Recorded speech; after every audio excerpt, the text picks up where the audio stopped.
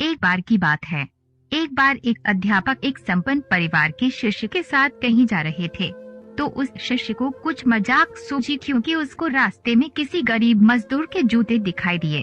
उसने अध्यापक से कहा, गुरुवार जी, अगर हम इन जूतों को छुपा दे तो कितना मजा आएगा। अब उसको तो मजाक सूझ रहा था, लेकिन गुरुवार जी ने कहा कि नहीं, गरीब इंसान के साथ इस तरह का भद्दा मजाक करना ठीक नहीं है। उसने कहा, क्यों ना हम इन जूतों में कुछ सिक्के डाल दें और देखें कि इसका इस गरीब मजदूर पर क्या प्रभाव पड़ता है।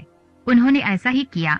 जैसे ही मजदूर अपना काम करके लौटा और उसने एक पाँव अपने जूते में डाला तो उसको कुछ कठोर सा महसूस हुआ। उसने अंदर हाथ डाला तो उसको कुछ सिक्के दिखाई दिए। वह थोड़ा आश्चर्य में पड़ गया। आसपास किसी को देखा तो कोई भी दिखाई नहीं दिया। वापस उसने दूसरा पैर अपने जूते में डाला और वापस उसको उसमें कुछ सिक्के दिखाई दिए।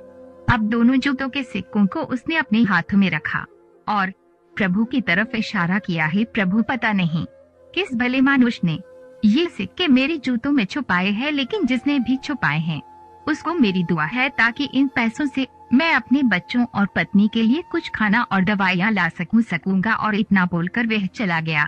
इस बात को शिष्य और अध्यापक दोनों सुन रहे थे। अब अध्यापक ने शिष्य से पूछा कि अब तुम मुझे बताओ कि तुम्हें कैसा महसूस हुआ, तुम्हारी पहले वाली मजाक या मेरा ये तरीका। तो उसने कहा कि गुरुवार जी, मैं आपसे क्षमा चाहता हूँ। अब मुझे समझ आ गया है कि सच्ची खुशी किस चीज में है। जब हम किसी की मजाक उड़ाते हैं तो हमें कुछ पल का आनंद मिलता है, लेकिन इससे हमें बद्दुआ मिलती है। लेकिन अगर हम किसी की मुश्किल परिस्थिति में मदद करते हैं और जिसकी भी हम मदद करते हैं उसको भी नहीं पता कि हमने उसकी मदद की है, लेकिन अंदर ही अंदर हमें पता है कि हमने उस इंसान की मदद की है। यही सच्ची खुशी है। जब हम दूसरों को खुशी देते हैं तो हमें सच्ची खुशी मिलती है। आपका कीमती समय देने के लिए दिल से शुक्रिया।